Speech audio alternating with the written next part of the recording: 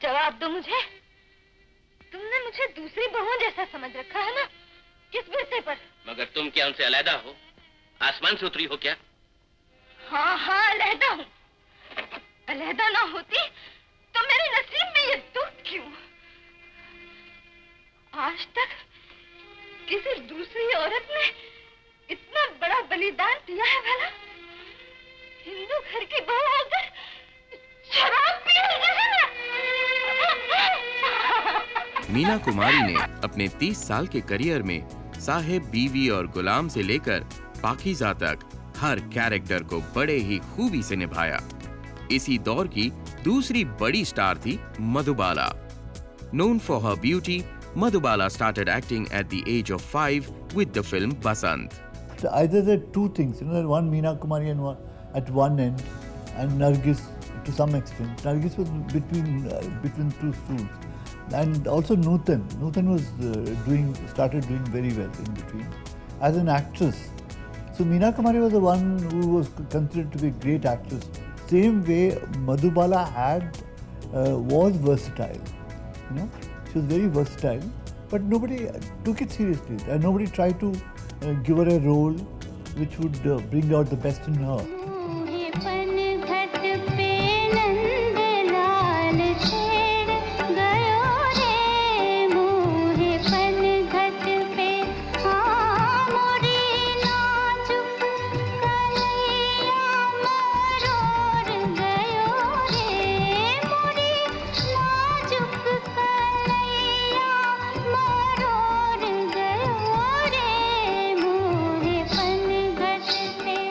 मधुबाला और मीना कुमारी को राइवल्स माना जाता था, क्योंकि दोनों ही डीवास थी बेहद पॉपुलर, पर इनकी एक्टिंग स्टाइल्स थी काफी अलग।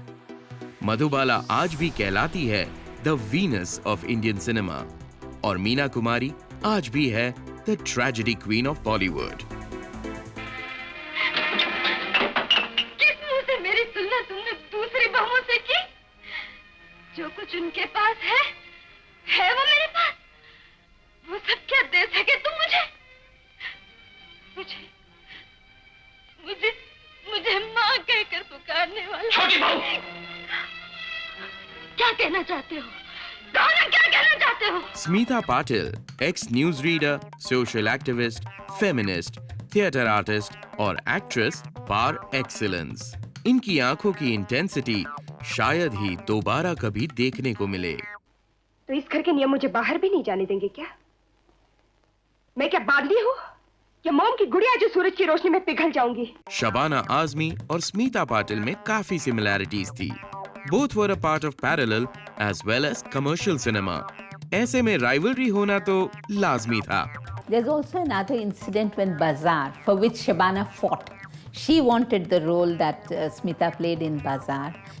I think Sagar Sarhadi told me, she said, I'm a Muslim and I have a Hyderabadi connection. How could you cast Smita in that?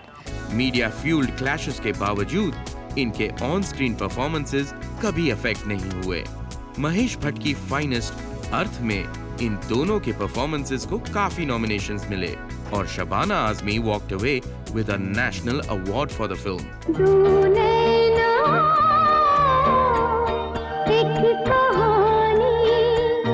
ऐतिहासिक अदायगी से बनती हैं ऐसी फिल्में जो बनाती है इतिहास, और ये साबित करते हैं कि बॉलीवुड के मोस्ट पावरफुल परफॉर्मर्स जो सिर्फ एक चांद सा रोशन चेहरा नहीं, पर है वुमेन ऑफ सब्सटेंस।